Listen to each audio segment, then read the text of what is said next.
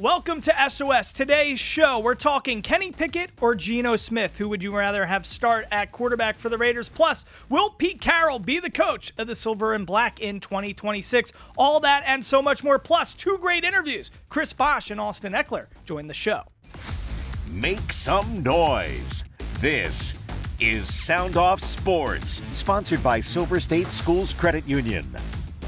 Who should start at QB for the Raiders, Geno or Pickett? Clark Colliapew on Facebook says, Pickett has not played for almost 2 years. He was a backup last year, and I do not believe he had a chance to play until yesterday. Give him a chance to finish the season and see what he can do. Smith had his chance, and we know he's not the same player who played in Seattle. Hello and welcome here inside Sound Off Sports. I'm Mike Davis, joined by, is that Marty McFly or is that James Edward Barrickman IV? It might be Marty McFly, but I don't think Marty McFly was wearing a branded whatever you call this puffer jacket. They probably didn't want to keep it branded in the film, but we're back here on Sound Off Sports. Not back in the future, we're back on Sound in the Off den. Sports. Yeah, back here in the den. Great to be with you, James. We got a big show. We got a lot of people joining us today. We got a Hall of Famer, Bosh, two-time NBA champion, 11-time All-Star, joining us in the studio. He's got a brand new book. All young athletes are going to want to read that. He talks a little NBA Cup with us. Plus, Washington Commanders running back Austin Ekeler. James, this is the GOAT of when it comes to fantasy football, Mr. PPR. We've said it in shows past, but we only get big dogs on this show. That's really we what's happening. don't play with the small potatoes around here. Big dogs only. I know. We got a lot of good people on this show. Two big interviews today, but we're kicking off the show today talking Silver and Black Raiders. Kenny Pickett or Geno Smith? We saw Kenny Pickett took the field versus Philadelphia. The Eagles losing 31-0 last week. Listen, I think you're going to have a unique perspective on this, James, as a Yinzer, because Kenny Pickett, a Pitt guy, plays for the Pitt Panthers in college. He's working out in the same, gym as the Steelers. That's why Mike Tomlin loved him so much. They got to see what he could do down there on the south side. Same training room for everybody at home. So if you go to the University of Pittsburgh, you play for the Steelers, you got the same digs. Coach Tomlin drafts him as a first-round quarterback. And, Kenny, your perspective on him as a Steeler, his time there, what was it? Kenny is probably not an NFL franchise quarterback. However, in all of his stops across the NFL, whether it's been Pittsburgh, Cleveland, or Las Vegas. Philly, too. And Philly as well. He has not gotten the requisite help to help him become a potential franchise quarterback. He's not had one competent play caller as a starter. He's not had proper weapons that you need as a guy who can't really take over a game just by himself. So I think Kenny's kind of gotten a raw deal in his time in the NFL. 100%. Now, we got two calls we're going to be getting to. Let's go to the first one because we asked everybody at home, would you rather have Geno Smith or Kenny Pickett starting for the Silver and Black? I do want Kenny Pickett, or I don't know why they're still benching Aiden O'Connell. Aiden O'Connell needs to be in. I understand that he might be hurt still. His wrist, it's a wrist injury. It's okay. He had the whole season to heal. We're in week 16 now? It's week 16, and he is still not able to play because of Carroll's decision. He is able to play. He's good to go. I've seen on ESPN. I've done my research.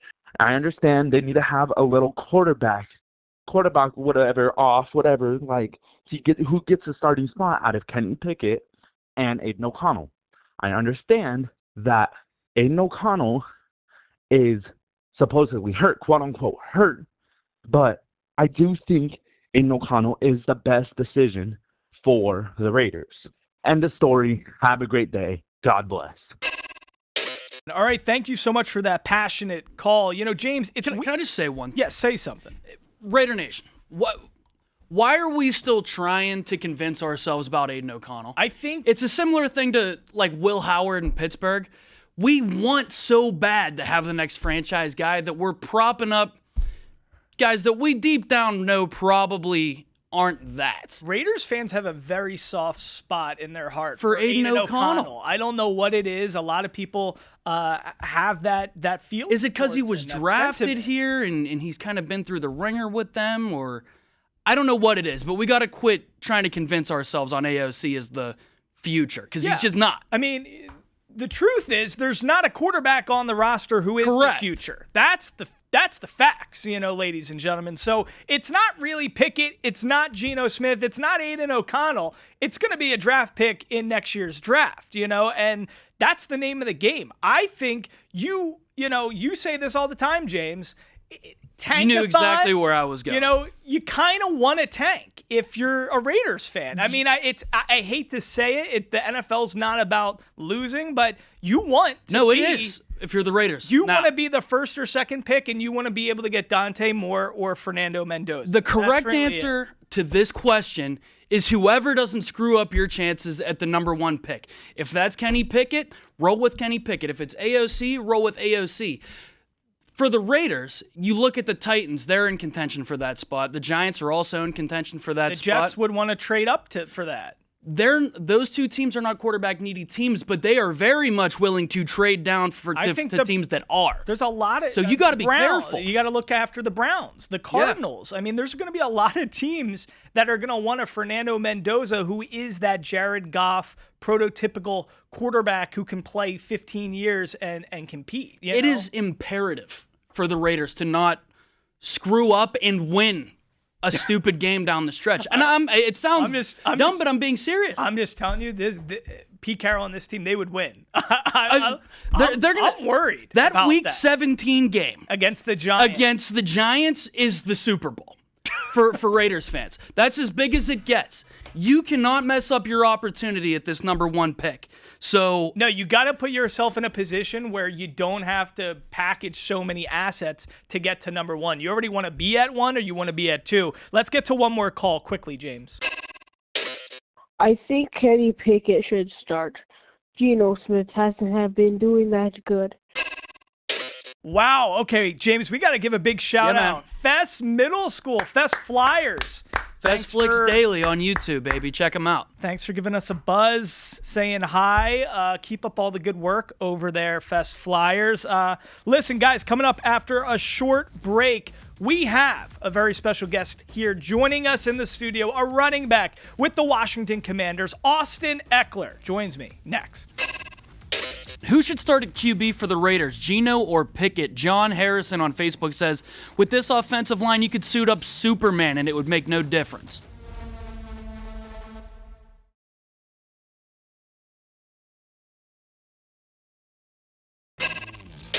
All right, guys, so if you love football, then you gotta love my next guest here on Sound Off Sports. It's the one, the only, Austin Ekeler, joining me here for Sound Off Sports. Austin, thanks so much for coming into the studio. It's great to see you, man. Are you a Vegas local? What's the deal? I am of now. So I played for the Chargers for 7 years. Yeah. And about 4 years into that, signed my next contract and started getting some more promotional money. And I was like, how can I save some money? Going across the border to start getting my residency in Nevada. Started to meet friends out here, and now this is where I reside every single off-season. Unfortunately started a little early for me this year, so that's why I'm out here. I know, and we're going to get into your recovery, where we're hoping you're doing well with that. Listen, he's also here to promote something. We're going to be diving deep into this. We all know you guys love fantasy sports. You love gambling on the NFL and things of that nature, but he's the founder, Austin, of this great new platform called Fantasy Royale. It's going to be completely free to join. There's a lot of great contests coming up, so we're going to be learning what you guys are doing for the NFL playoffs. But let's start with the Achilles tear and the injury. Yeah. I hope you're doing it. I said there's no parking here. We have so many guests at Fox 5 right now. Austin is such a good dude. He was going to park in a different parking lot because he didn't want to take a handicap spot, and we both had the same joke. Yeah, we did. I texted him like, look, I guess I couldn't take the handicap because I just, tore my Achilles. But no, it's fine. It's getting back into it. I actually was hitting some squats the other day, so that was nice. Getting the progression, getting the strength back, and it's been the biggest injury I've ever had actually in my career. So what's the deal with the Achilles thing right I now don't between know. Halliburton, Yeah. I mean Tatum, Najee all these Harris. guys? We just saw, Colts. What is his name? Daniel Jones. Yeah, Right? exactly. He just had Yep. the same thing. So what's going on in athletics? I don't know, because for a lot of those guys, it's no contact. There's no contact. Yours was no contact. Mine was no contact. I just Thursday night football versus Green Bay, week 2. I go to plant. Take me through it. Yeah, so I run my route. I'm in the flat. I got the flat route, so I got my flare control. The ball goes like thrown across the field, so I'm gonna go be a good teammate and follow the ball. I go to plant, and apparently my Achilles decided that was enough and decided to just snap. I thought someone had kicked me, so I actually turned around. All right, thank you so much to the great Austin Ekeler for spending so much time with us here in the studio. We got so much good stuff we get to in that interview. Go to our YouTube page, Silver State Sports, to check out the full interview and to learn more about Austin's other venture, Fantasy Royale. Go to Fantasy Royale with an E at the end. That's Fantasy Royale with an E, .fun, or Fantasy Royale official on social media.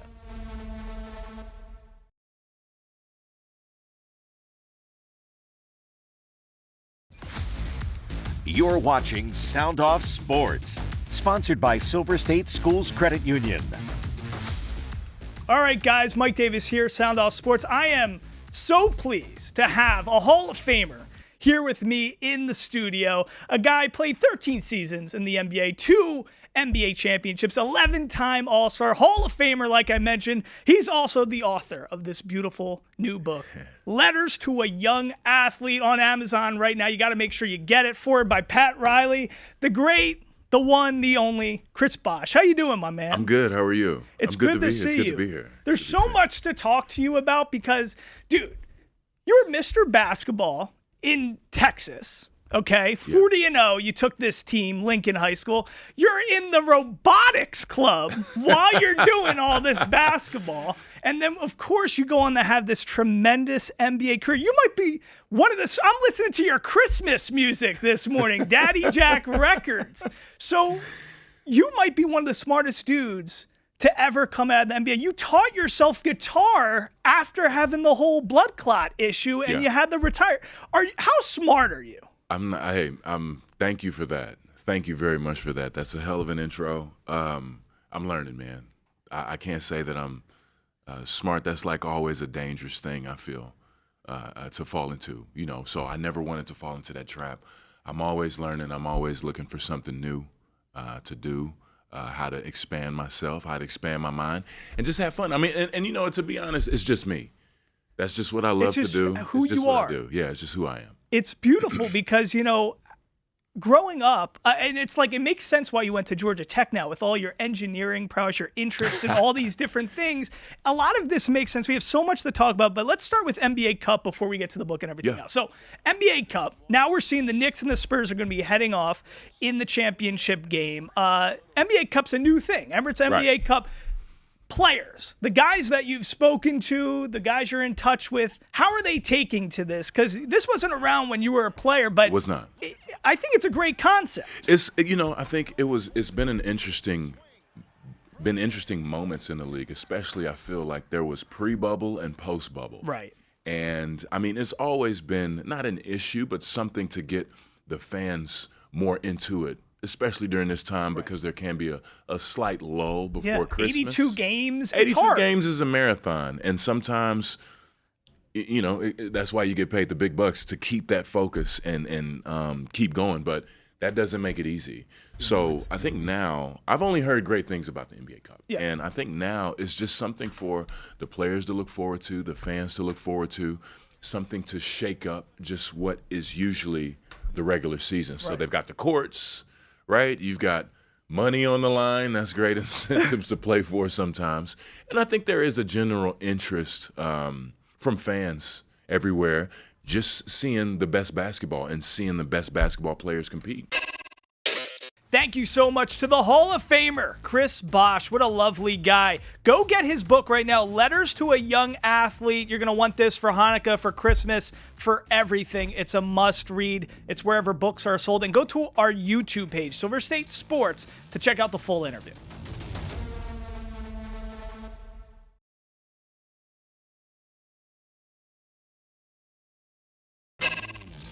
Will Pete Carroll be the Raiders head coach in 2026? Jesse Rush Dillard on Facebook says, if the Raiders keep firing the head coach, you won't be building a team. You'll be starting a new team, new scheme every year. Nothing to grow from, just starting over and over. Trust Pete. He knows how to draft. Just look at who he drafted this year. Keep building.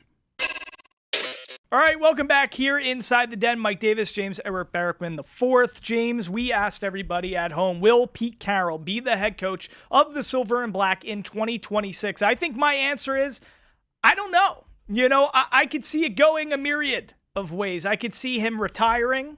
I could see him being kind of forced out with a retirement. I could see him being fired. I could see him staying. There's so much to unpack. Mark Davis is still paying Antonio Pierce. He's still paying John Gruden. He's still paying Josh McDaniels. So, I mean, and like our caller Jesse just said, you can't keep just rebuilding and rebuild. You know, there's got to be some continuity 1,000%. At some point, you know? And so I don't know. I agree on all of those things. My other point, just to say, is like, I don't know who wants this job. You know, and that's the issue, is like Ben Johnson was the belle of the ball of the coaching cycle last year. Brady reportedly really wanted him. He took the job in Chicago, leaving Detroit because they have Caleb Williams. They have a franchise quarterback.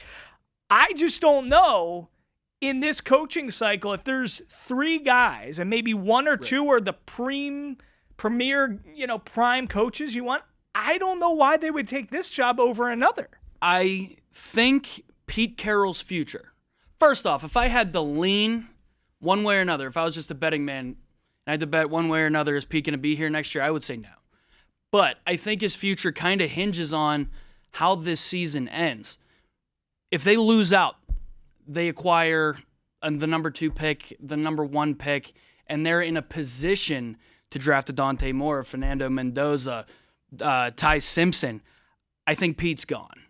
And you have the ability and kind of the leverage with that draft capital to pull in one of these potential head coaching candidates, because that's a good point. That pick makes you attractive. And if you do get that pick, I think you do need to cut bait with Pete and go out there and hire the hottest offensive mind on the market. It's a good I just don't know who that is. It's a good point. I mean, Cliff Kingsbury, you know, obviously liked the job in Washington with the Commanders because of Daniels, right? And he stayed there to develop a young quarterback like that. So, yes, that could be a really good point. If you do get that first overall pick, you know Mendoza's coming, you might attract a guy who just wants to be able to work with a young quarterback 1,000%. who's a franchise QB. And their pick of the litter, too. Exactly. Let's go to a call we got from somebody at home, James. I absolutely do not think that Pete Carroll is going to last through this season. Through next season. I absolutely don't think so. He's done a horrible job with coaching, play calling, just all in general, horrible. I don't think I want John Gruden to be back, but his allegations are not good. It's horrible. But I strongly do not believe that Pete Carroll is going to be back for another season. Yeah, I mean, listen, there's already been the firing of Chip Kelly. He was the highest paid coordinator in the NFL, making $6 million a year. So he's already gone. The special teams coordinator is gone. The staff, the roster, it's depleted. It's not a pretty situation. You know, you do have Bowers. You do have Crosby. You do have great facilities. You do have a good franchise in terms of brand recognition and a place to be. It's a beautiful place to play, no doubt, at Allegiant Stadium. I just don't know if – here's my question to you, okay, James? Because I was wrong about this, and I've been meaning to ask you this, and I'm going to ask you this right now live on the show. How much of the Pete Carroll thing resembles the Belichick thing at UNC to you in terms of just a guy who once had it, but just is maybe just not up for the job in terms of being super detail oriented with every aspect, where you have to know the hirings have to be on point, the roster has to be on point, and you can't just lean on your guys. It's got to be you have to have maybe a little bit more of an energy, and Pete's got the most. Pete's got plenty of energy, right. But I'm just saying, maybe once you're at a place in your career where nobody can question you, maybe that's not a good place to be when you're the Raiders organization, and you need somebody who's got to do or die, make or break situation. Like a Ben Johnson, if he flounders in Chicago, it's over. You know, he might not get another head coaching job. Do you think we need somebody who has that kind of pressure? That kind of, yeah, you need somebody with a little more, what's the word? Fear of failure. Yeah. Pete's won at the highest level. Belichick's won at the highest level, so their reputation is solidified. What I think, this is just my problem, and me and our boy Colin Cowherd, me and him are very much aligned on this. I think this is the problem with old defensive head coaches in general. Just kind of stuck in their ways. Pete, Belichick, Tomlin now, to an extent, a little bit John Harbaugh. I would not hire, if I were an owner, I would not hire an old defensive head coach, because you look at the way Belichick ended, the way Carroll's career is maybe ending. We're going to bring in our guys that we used to win with. We want kind of more control than maybe we need in terms of roster management. And it's proven that it's not been a winning formula. So that's where I think it kind of aligns there between Belichick and your Carroll. call is he's out. I wouldn't want him back. And the more I think about it, yeah, you want continuity and all that, and I think the Raiders do need that. Do you trust a Pete Carroll coaching staff to develop a young quarterback at this point? Because I don't. Bring in the hottest offensive mind on the market. And I think this Week 17 game of the Giants is massive for the Raiders' future. If you win that game, it's like almost like 6 more weeks of winter. It's like 6 more weeks of sucking.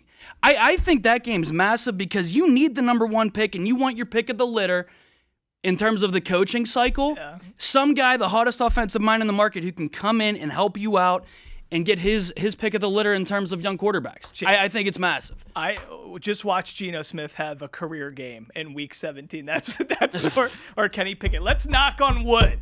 We got all this wood in front of us. Let's knock on this. We need a 1st or 2nd overall pick. Knock on that, baby. Guys, thanks so much for joining us here on Sound Off Sports. For editor Jess, producer James, I'm Mike Davis. We'll see you guys next time here in the den for Sound Off Sports.